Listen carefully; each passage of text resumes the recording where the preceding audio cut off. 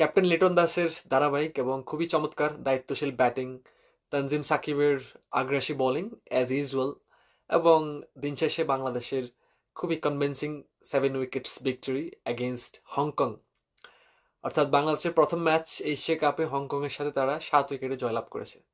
কিন্তু আপনি কি as a fan, as a Bangladeshi supporter, কিংবা as a cricket fan in general, আপনি কি আদৌ happy with the performance that Bangladesh team has put on? Well, let me tell you, as a বাংলাদেশের fan আমি কিন্তু মোটেও সন্তুষ্ট না কিংবা খুশি হইনি এই জয়ে। অবভিয়াসলি প্রথম ম্যাচে আমাদের it was important to start the tournament with the winning note. প্রথম ম্যাচে জয় দিয়ে শুরু করা খুবই ভালো একটি অভ্যাস এবং এটি আমাদের করা উচিত ছিল এবং এটি আমরা করেছি। কিন্তু মূল কথা হচ্ছে, আমরা অ্যাজ এ ক্রিকেট ফ্যান আদৌ কি হ্যাপি যেভাবে বাংলাদেশ ম্যাচটি খেলেছে? অপেক্ষাকৃত খর্বশক্তির অ্যাসোসিয়েট যেই ক্রিকেট প্লেয়িং নেশন হংকং এর সাথে, হংকং চায়না যাদেরকে বলা হয়, যেখানে আসলে হংকং অথবা চায়নার লোকাল প্লেয়ার কেউই নেই। বেশিরভাগ প্লেয়ারই হচ্ছে সাবকন্টিনেন্ট, লাইক পাকিস্তান, ইন্ডিয়া কিংবা শ্রীলঙ্কান প্লেয়ার দ্বারা হচ্ছে তাদের দলটা মূলত হচ্ছে গঠিত।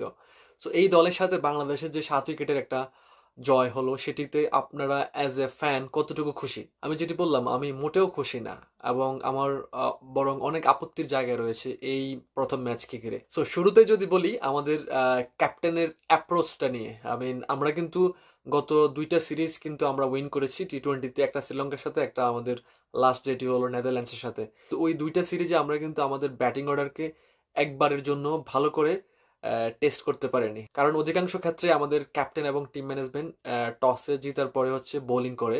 তো সেক্ষেত্রে আমাদের মিডল অর্ডার কিংবা লোয়ার মিডল অর্ডারের ব্যাটিং করার প্রয়োজন হয়নি। কয়েকটা ম্যাচে হয়েছিল ব্যাটিং করার সুযোগ, কিন্তু শেষের দিকে রান তুলতে গিয়ে আসলে কেউই ওরকম ভাবে আসলে ব্যাটিং প্র্যাকটিসটা পুরোপুরি করতে পারেননি।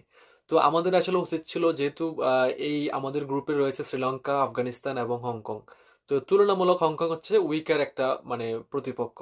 যেহেতু আমাদের লাস্ট 2টা সিরিজে ব্যাটার্সদের ব্যাটিং করার খুব বেশি একটা সুযোগ হয়নি, কিংবা আমরা আসলে কতটুকু স্কোর করতে পারবো, আমাদের যে বেঞ্চ স্কোর সেটি কত হবে, সেটি ঝালিয়ে নেওয়ার জন্য কিংবা সেটিকে দেখার জন্য আমাদের কিন্তু উচিত ছিল হংকং টিমটাকে বেছে নেওয়া। অর্থাৎ আমরা একটু হংকং এর সাথে রিস্ক নেওয়ার সুযোগ কিন্তু আমাদের ছিল, বিকজ আমাদের পরবর্তী ম্যাচগুলো হচ্ছে আফগানিস্তান এবং শ্রীলঙ্কার সাথে, এবং ওই ম্যাচগুলোতে কিন্তু আমাদের আসলে খুব বেশি একটা এক্সপেরিমেন্ট করার সুযোগ নাই। সো ওই জায়গা থেকে আমাদের প্রথম ম্যাচ যেহেতু, আমাদের ক্যাপ্টেনকে আসলে কনফিডেন্ট হওয়া উচিত ছিল, অ্যাটলিস্ট টসে জেতার পরে নিঃসন্দেহে ব্যাটিং করার একটা ভালো সুযোগ ছিল। তো যদি আমরা ব্যাটিং করতাম তাহলে অ্যাটলিস্ট আমাদের ব্যাটিং ডেপথটা আমরা দেখতে পেতাম, এবং পরবর্তী ম্যাচে কিভাবে আমরা বেস্ট 11 পিক করব সেখানেও আমাদের জন্য একটু সহজ হইতো। প্লাস যারা আসলে গত 2-3 ম্যাচে ব্যাটিং করতে পারেনি তাদেরও কিন্তু ম্যাচ প্র্যাকটিসটা হয়ে যেত। আর আমরা as a test playing nation, আমরা যদি হংকং এর সাথে এতটুকু রিস্ক নিতে না পারি, তাহলে আসলে আমরা কেন ক্রিকেট খেলি এত দিন? Almost 25 years of our test status, right? So আমরা যদি এখনো অ্যাসোসিয়েট হংকং চায়নার সাথে আমরা এখনো ব্যাটিং করতে ভয় পাই প্রথমে, অথবা হেরে যাওয়ার একটা আশঙ্কা থেকে যায়, তাহলে এই টুর্নামেন্টে আমরা যে বলে আসলাম যে এই সিরিজে আমাদের টার্গেট হচ্ছে আমরা চ্যাম্পিয়ন হব, তো আমাদের কিন্তু মাথায় রাখতে হবে এখানে কিন্তু কারা খেলতেছে। ভারত, পাকিস্তান, শ্রীলঙ্কার মতো দলগুলা, ঠিক আছে? এমনকি এশিয়ার সবচেয়ে বড় এমার্জিং টিম যেটা, তারা হচ্ছে আফগানিস্তান।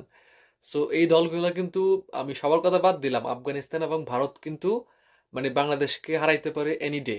বিশেষ করে ভারতের কথাই বলতেছে, তারা কিন্তু পুরো পৃথিবীতে এখন লিড করতেছে, দুনিয়ার নাম্বার 1 টিম।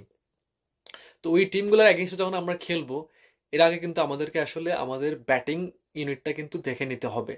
আর এই জন্য সবচেয়ে মোক্ষম সুযোগ হচ্ছে এই হংকং চায়নার সাথে প্রথম ম্যাচেই এই সুযোগটি আমরা হাতছাড়া করেছি।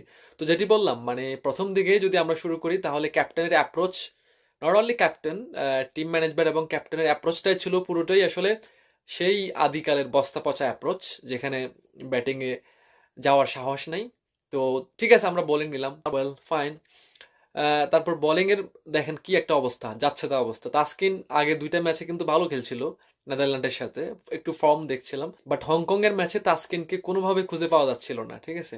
Not only Taskin, except Tanzim Sakib, আর কোনো বোলার্সকে আসলে মনে হয়নি যে তারা আসলে কোনো প্রকার থ্রেট ক্রিয়েট করতে পারতেছে, অথবা হংকং এর ব্যাটার্সদেরকে তারা কোনোভাবে বিট করাইতে পারতেছে, এরকম কোনো সিনারি আমরা দেখিনি। এই হংকং চায়নার ব্যাটার্সরা কিন্তু প্রথম ম্যাচে আফগানিস্তানের বোলারদের এগেনস্টে কিন্তু রীতিমতো স্ট্রাগল করেছে, ঠিক আছে। তো আজকে দেখেন বাংলাদেশের কিন্তু আমরা বলি আমাদের বোলিং ইউনিট খুবই ভালো, ঠিক আছে, I accept that. And to be honest আমাদের বোলিং ইউনিট কিন্তু আসলেই ভালো। বাট হয় কি, তারা অনেক সময় যখন তারা রিদমটা পায় না, তারা সবাই একই যাচ্ছেতা অবস্থা হয়ে যায়, মানে খুবই অ্যাভারেজ হয়ে যায়। তো আজকে আমাদের পুরো বোলিং ইউনিট কিংবা আমাদের ফিল্ডিং ইউনিটটা ছিল খুবই below average. It is an absolute shame for a test playing nation যে হংকং চায়নার মতো টিম আমাদের সাথে 140+ স্কোর করে। এবং সবচেয়ে আশ্চর্যের বিষয় হচ্ছে আমরা সবাই কিন্তু উদযাপন করতেছি বাংলাদেশ জিতছে, অথবা আমরা অবভিয়াসলি আমরা খুশি, কিন্তু দিন শেষে আপনি দেখেন এই খুশি কিন্তু আসলে আমাদেরকে খুব বেশি একটা মানে প্রাপ্তি দিচ্ছে না। আমরা কিন্তু ডমিনেট করতে পারেন 140+ চেস করতে গিয়ে আমাদের ব্যাটার্সরা কিন্তু 18 ওভার প্লাস খেলে ফেলেছে। আপনারা নিশ্চয়ই ইন্ডিয়ার প্রথম ম্যাচটা দেখেছেন, ঠিক আছে, যেখানে তারা ইউএই কে কিভাবে মানে একদম শাটার করে দিয়েছে, মানে চুরমার করে দিয়েছে মোট কথা। ইউএই কিন্তু খুবই ভালো টিম, মানে অ্যাসোসিয়েট যে দেশগুলো ওদের মধ্যে কিন্তু খুবই কম্পিটিটিভ। তারা কিন্তু বেশ কদিন আগেও বাংলাদেশকে একটা টি-20-তে হারিয়েছিল, ঠিক আছে। এবং তাদের বোলিং ইউনিটও খুবই ভালো। তো ওই জায়গা থেকে তারা কিন্তু মানে 60 বিলো অল আউট হয়ে গেছে, একদম বান্ডেলড আউট। তো কিরকম আসলে ইন্টেন্ট নিয়ে হচ্ছে ইন্ডিয়া তাদেরকে অ্যাপ্রোচ করে, এবং মানে তাদের যে ডমিনেন্স, টোটাল ডমিনেন্স, তারা কিন্তু সেটি প্রুফ করে on the ground. In reply India যখন ব্যাটিং এ আসে, যদিও টার্গেট খুবই কম ছিল, ইন্টেন্টটা কিরকম ছিল, যখন তারা ব্যাটিং এ আসে তাদের ওপেনার্সরা, বিশেষ করে অভিষেক শর্মা, একদম প্রথম বলেই হচ্ছে ওভার দ্য টপ এবং বিগ সিক্স, ম্যাসিভ সিক্স। তো আপনি যখন প্রথম বলেই সিক্স মারবেন, তাহলে কি হবে, আপনার যে প্রতিপক্ষ কিংবা বোলার সে কিন্তু আন্ডার প্রেশারে চলে যাবে, ঠিক আছে, লাইন লেন্থে গলত করবে। তো এটাই হচ্ছে ইন্টেন্ট। এবং his partner Shubman Gill same অবস্থা, প্রথম বলেই এসে হচ্ছে মানে ডাউন দ্য গ্রাউন্ড গিয়ে হচ্ছে বাউন্ডারি আদায় করছেন। তারপর ওয়ান ডাউনে ব্যাটিং করতে আসলো তাদের ক্যাপ্টেন সুরিয়া কুমার ইয়াদব, স্কাই।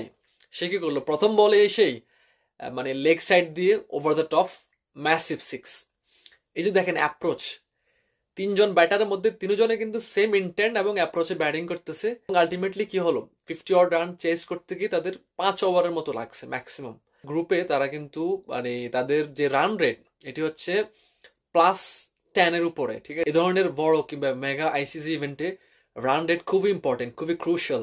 অনেক ক্ষেত্রে দেখা যায় যে আপনি সমপরিমাণ ম্যাচ জিতলেন, একটা টিমও same amount of or same number of match তারাও জিতলো, তখন কিন্তু very important run rate comes into account and it becomes very crucial. আমরা আশা করবো আমাদের টিম পরবর্তী ম্যাচগুলোতে এ ধরনের সবকিছু ক্যালকুলেট করে খেলবে, অথবা যারা team management players, they will keep these concerns in their mind before hitting the ground.